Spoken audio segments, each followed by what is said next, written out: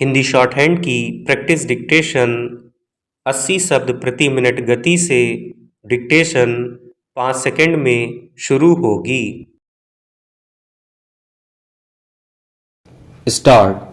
भारत में लोकतंत्र की परंपरा बहुत मजबूत रही है और यहाँ नागरिकों को अभिव्यक्ति की आज़ादी का अधिकार संविधान के तहत मिला हुआ है, मगर इसके साथ ही कुछ जिम्मेदारियां भी अभिन्न हैं जो आपस में मिलकर ही देश में सद्भाव और सहयोग पर आधारित समाज को जीवन देती हैं।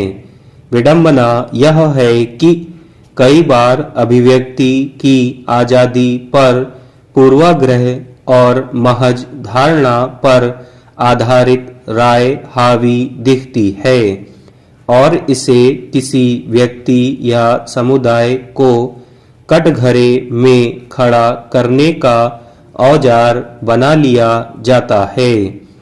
अपनी प्रभावी संप्रेषण शक्ति और लोगों तक व्यापक पहुंच रखने वाले कला माध्यम के रूप में फिल्मों में अभिव्यक्ति के रचनात्मक पक्ष का इस्तेमाल करते हुए बड़े से बड़े प्रश्नों पर विचार किया जाता रहा है और इसे सभी स्तरों पर स्वीकार्यता भी मिलती रही है।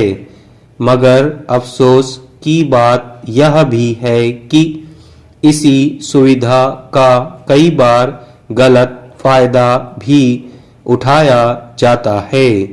अभिव्यक्ति के नाम पर किसी फिल्म में परोसी गई कहानी के जरिए किसी समुदाय के बारे में गलत धारणा बनाने की कोशिश की जाती है। इसी तरह कुछ नेता भी अपनी जिम्मेदारियों और सीमाओं को ताक पर रखकर बेहिचक ऐसे बयान देते हैं जिससे अलग अलग समुदायों के बीच द्वेष पैदा होता है, जबकि इसका नतीजा इस रूप में भी सामने आ सकता है कि अलग अलग समुदायों के बीच सद्भावना आधारित संवाद या संबंध पीछे छूट जाएं। जाहिर है देश को इसके दूरगामी नुकसान हो सकते हैं।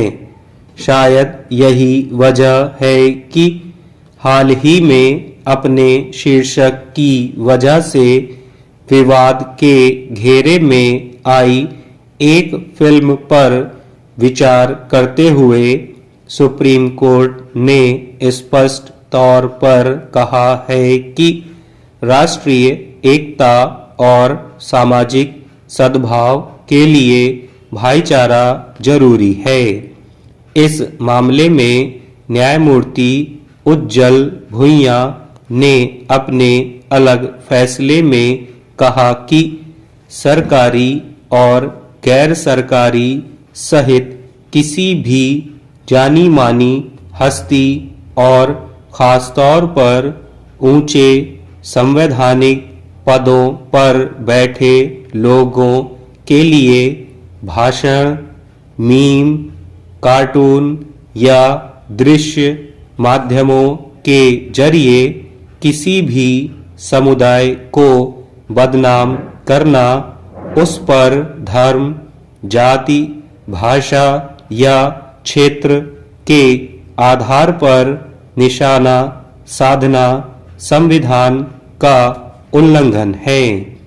दरअसल पिछले कुछ समय से देश भर में अलग अलग संदर्भ में कुछ नेताओं के बयानों या फिल्मों ने कई बार विवाद की स्थिति खड़ी कर दी।